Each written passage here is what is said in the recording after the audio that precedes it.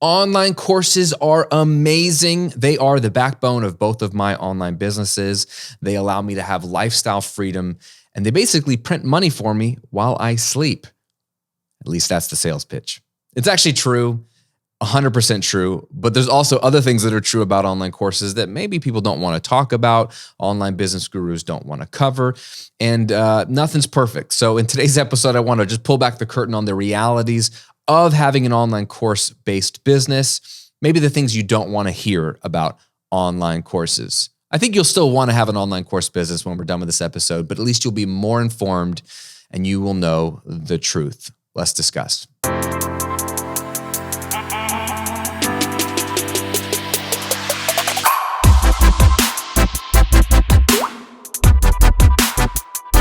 Welcome to episode 146 of The Graham Cochran Show. I'm here to help you build your online business, work less, and live and give more. I'm your host, Graham Cochran. Hope you're doing well today. Huge announcement. My debut book, How to Get Paid for What You Know, being published by Ben Bella Books and Matt Hole Books, is dropping March 22nd for release. That's right. I have a real book. And guess what? If you're watching on YouTube, it's right here. It's so beautiful. It's so real. Hardcover. Some amazing people have endorsed this book. Michael Hyatt, John Acuff, Dan Miller, Bob Berg, who wrote The Go-Giver, my buddy Jordan Rayner, national best-selling author. Amazing book. I'm so proud of this. It's crazy because I do everything digitally, and now it's here in person as a tangible thing. If you want to support me and get your hands on a copy of this, you can pre-order the book now anywhere books are sold. But there's details at grahamcochran.com/book, not only of where to pre-order the book, but how to take your receipt to that page and enter it in to get instantly $100 worth of pre-order bonuses and a chance to win a free coaching session with me. Pretty cool. So you're going to get some bonuses instantly, including the first 2 chapters of the book. So I'm going to be telling you a lot more about the book as we get closer, but please support me. Go pre-order the book now, grahamcochran.com/book. Today, we're talking about online courses. We're going to walk through, and this is stuff I teach in the book as well. It walks you through how to monetize everything you know. So it's very didactic. It's like my method in a book form. So it's great for you. It's great for a friend. And a big part of what I teach in the book is online courses and how to think about building an online course and the realities of an online course. And so I'm going to talk about those today. I want to give you a gift, though, for listening to this episode to help you with your online course. It's my 6-figure online course checklist. I put together the 4 steps to creating profitable online courses, including some mistakes to avoid in a simple PDF. This is an amazing resource that you should have. It's free. Just go to 6figurecourse.com. That's the number 6, figurecourse.com. Or if you're watching on YouTube, I'll link to it below in the description as well. Get the 6-figure online course checklist, and just print it out, keep it with you. If you're in the middle of designing your course or getting ready to release a course, it'll help you think through all of that stuff. So I want to give that to you as a gift right off the bat so you have something helpful that you can take away from this episode even before we dive in. But when it comes to online courses, I'm not going to talk about the pros because we talk about them a lot, and I hinted at them at the top of the episode. But let's talk about some of the realities, the things you don't want to hear when it comes to online courses. Each one is a little different, and for you, it may not be as much of a con as another one, or one might be a deal breaker, but this is just the reality of it. Number one is that it takes a lot of time to create a full-fledged online course, especially if you've never done one before. Functionally speaking, it's just a collection of videos, and so you could think about the time it takes to film, edit, and upload those videos and put them into a Kajabi backend or something similar. But man, I hear this from students all the time when they finally get around to building their online course. They're like, dude, this took forever. And the reason is, if you're doing it right, there's research involved, there's outlining involved, there's filming. Maybe you're building a slide deck for a lot of this, the modules. There's editing. There's building it out inside of your online backend. Like, so I use Kajabi, so you have to choose, what product theme and how you're going to sort of show the UI. Like, what's the graphical, the user interface? What's their experience going to be with your course? And then there's so much more after that. There's writing the sales copy that's going to go on the sales page. It's shooting a sales video for the sales page. There's coming up with a launch, including pre-launch content and writing launch emails. There's a lot. And so this is where I think the idea of passive income through an evergreen online course, which is a reality, people out there say it's a myth. It is not a myth. People who say it's a myth just don't know what they're talking about or haven't done it right. But passive income, there's very few elements and very few things in life that are 100% hands-off. Usually that would be like a book royalty, song royalty, where you've created a piece of art and it's 100% hands-off, or you have an asset like stock or a bond where you own it and you don't have to do anything to collect the dividend or the appreciation. So there's some passive income things that are 100% hands-off. Online courses and online businesses are mostly passive. So it is passive income by definition. But you realize that, man, when it comes to actually building the asset, which is the online course, and putting it into motion, there's a lot of upfront work. And I'm willing to do the upfront work personally because I've seen how, let's say, like building a course, I had this course called Rethink Mixing. I use it as an example all the time. I build it once, I sell it for $97, and it makes me $1 million over the next 5 to 7 years. That one little course. Man, I'm willing to spend a week, 2 weeks, filming and building out a course that makes me $1 million largely just in my funnel over the next 7 years. Like 100%, I'm okay with that trade-off. But you have to understand there is upfront work and it will take you a lot of time if it's your first one. One reason why I recommend starting with a mini course, because it's less overwhelmed, less content, an easier pitch. There's a lot of reasons why, and I've talked about that before on the show and on the channel. But either way, the first time you launch any course, it's going to take you a lot of time. So just be aware of that. But you're building an asset that will print money for you for eternity, virtually. Number 2, you're going to sell very few copies early on. I think this is a big shock to people. So we got to talk about this. There's a lot of gurus online, whether it's on YouTube, a podcast, social, usually on social media, dropping dollar figures like, hey, just did a $50,000 launch, or I did a $100,000 launch. What I'm finding is that my students, they want the passive income, they want the lifestyle, but they are so brainwashed and conditioned to expect big launches, or they're seduced, I should say, maybe that's a better word. They're seduced by the big launches that they expect a big launch for themselves. Now, typically what we do as human beings is everything's relative. So we might think, okay, I've seen people do $50,000 launches. I'm brand new. I don't expect to do a $50,000 launch. So I'm going to reduce my expectations and be reasonable. So I'm going to expect a $5,000 launch. Well, the problem with that thinking, you might think that you're being reasonable by dropping it to be 1/10 of the launch of what you were hoping for, but still it's an arbitrary amount of money. Like, how did you arrive at $5,000 as your goal? You're just making it up. You just want $5,000? Just wanting something doesn't make it true. So the problem is I see students build a course, launch it, and do $1,000, $2,000, and they're disappointed. They'll do $5,000 sometimes, and they're disappointed. And the reason they're disappointed is because they did not have realistic expectations. They thought, oh, I've got a YouTube channel. I have 1,000 subscribers. So if I launch my course, certainly 100 people, 200 people will buy it. Well, says who? You're saying you think 10 to 20% of your audience is going to buy your course, when statistically, 0.5% to 1% will buy your course if you do your job right. That's what the data tells us. That's a good launch. It's not an amazing launch, but a 1% conversion rate of your audience size to becoming a customer of a launch is what you should be shooting for, because that's baseline realistic for most products and most brands. But no one's talking about that. So everyone's expectations are really high. The reality is you're going to sell very few copies early on unless you have a really big audience. This just shows the need for a large audience. So if you have, let's say, 500 people on your email list, which is a huge accomplishment, 1% of 500 would be 5. So 0.5% would be 2.5.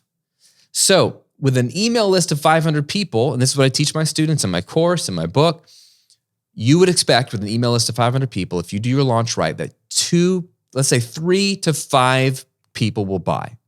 So if you're selling a mini course of $47, let's call it $50, and 5 people buy, you'll make $250. That falls very short of a $2,000, $3,000, $5,000 launch goal. And you might be disappointed in that $250, but statistically, that would be a successful launch.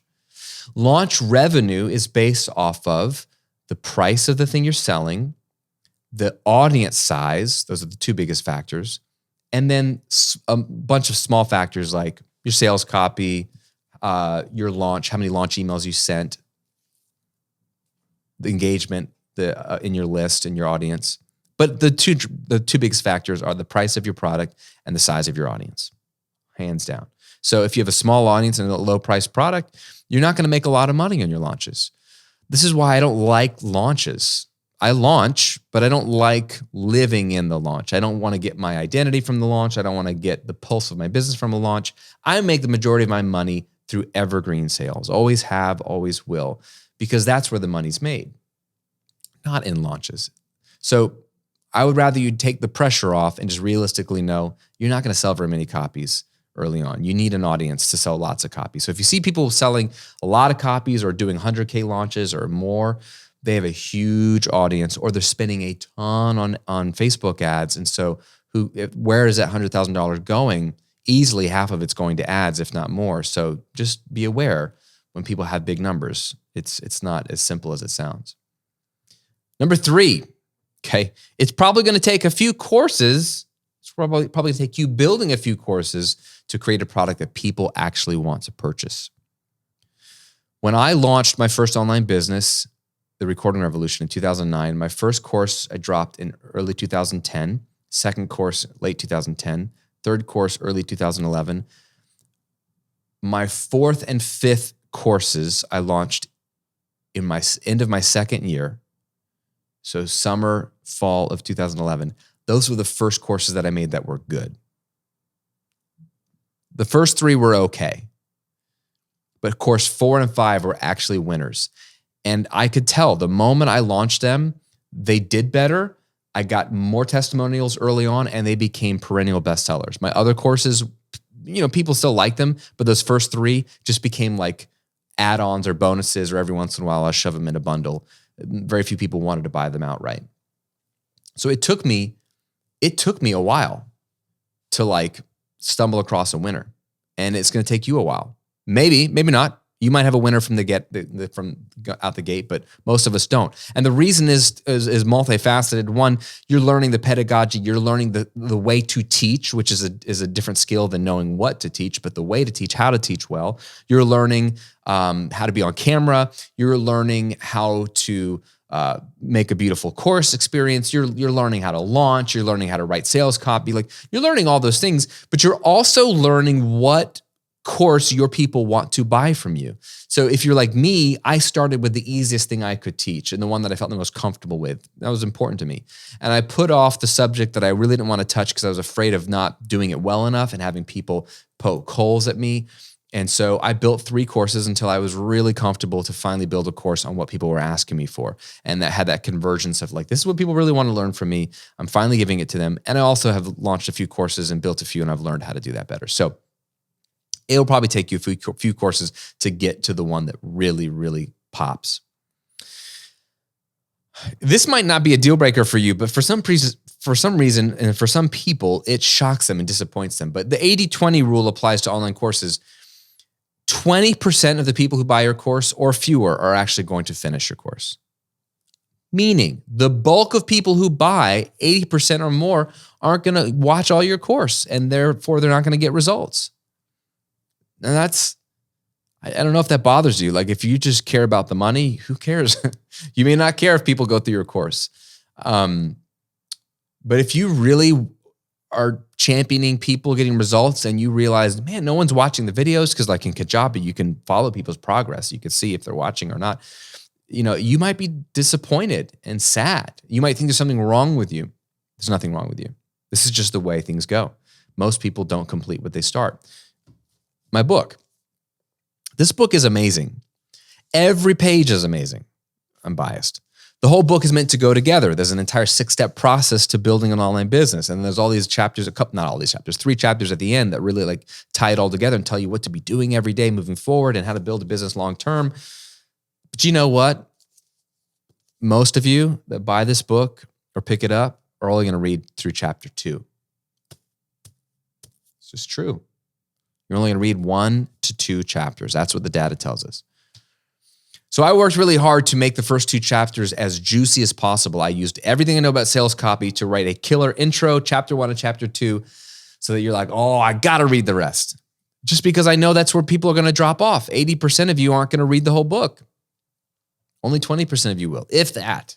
And it's the same with your course. So don't take it personally, or don't think that you've done something wrong and go change up the way you build things. It's just a reality. So not that you want to have a cold heart and be like, well, whatever, I got their money. But to some degree, you have to understand all you can do is all the work up front to build a life-changing course, create the sales copy and the launch strategy or the funnel to get people to take action and buy the course, and then onboard them well with a welcome email, sequence, video, all that stuff. But that's it. At that point, it's up to them. It's on them. If they don't get results, if they don't watch it, there's nothing you can do. You can have things that check in. You can follow up. That's great. But you have to hand off the burden of responsibility to get results to them. It's not on you at that point. You've done everything you can.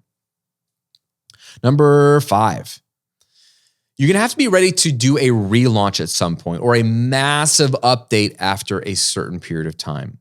This really depends on the course and the subject matter. But no one really talks about it. We say like you build a course once and it's done forever. That's sometimes true. Going back to that course example I gave you, my Rethink Mixing course, I built it in 2011 and I sold it all the way to 2018, never changed it, never updated it. It wasn't even shot in HD. People every once in a while complain about that. It just kept getting people results. It was timeless. And I built it as timeless as possible. And so I try to create timeless courses. But inevitably, there's some things that are out of date and you need to update.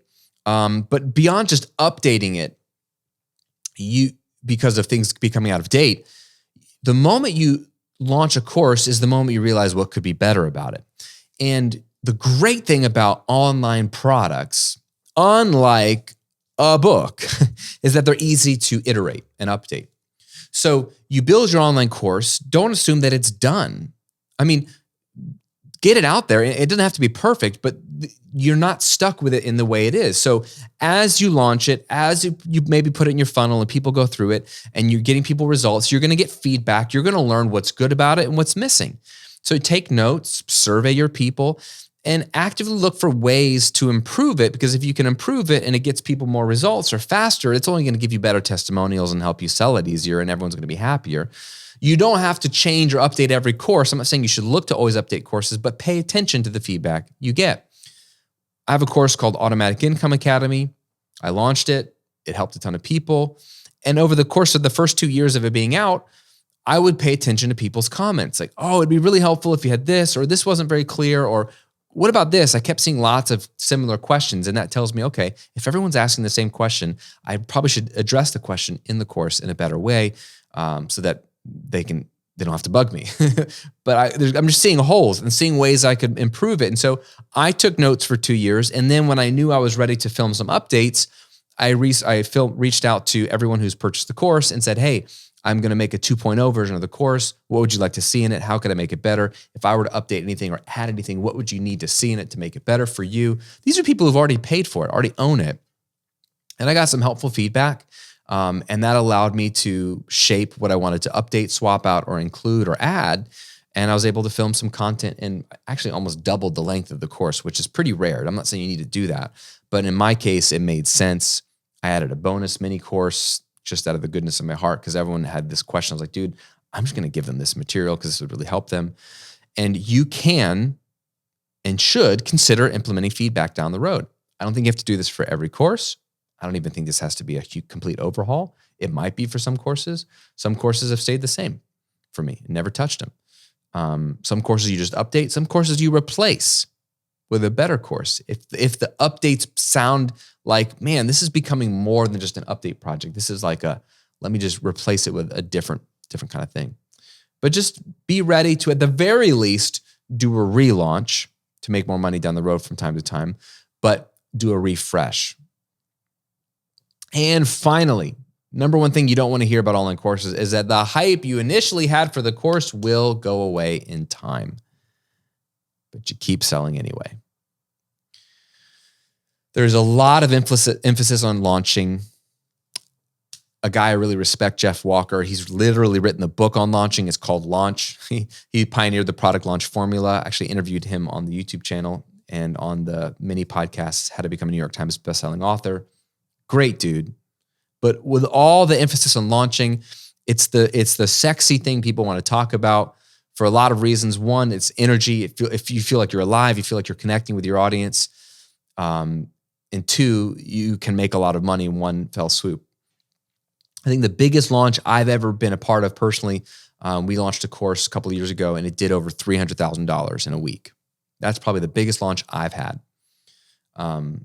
That's exciting. I mean, and I was on vacation when it happened. That's what's awesome. We did all the work.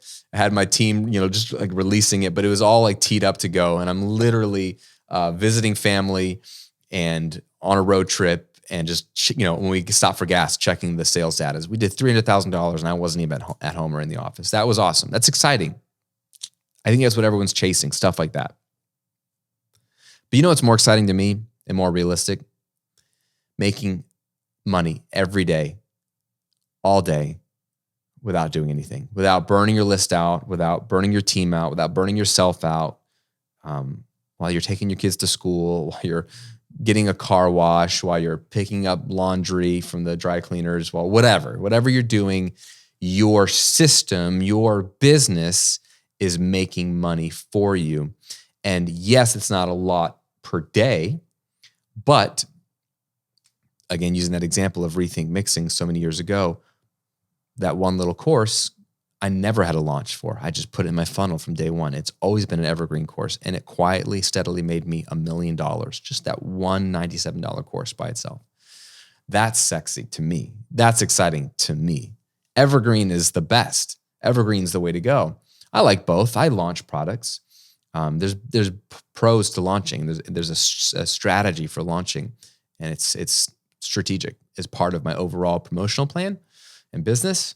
But the engine that drives my business is evergreen income, recurring revenue. My funnel launches are icing on the cake for me. And so just keep that in mind, that whenever you launch a course, that's going to be the moment of most hype. And then any relaunch will be some hype. It'll never be as hype as the first time you brought it to market.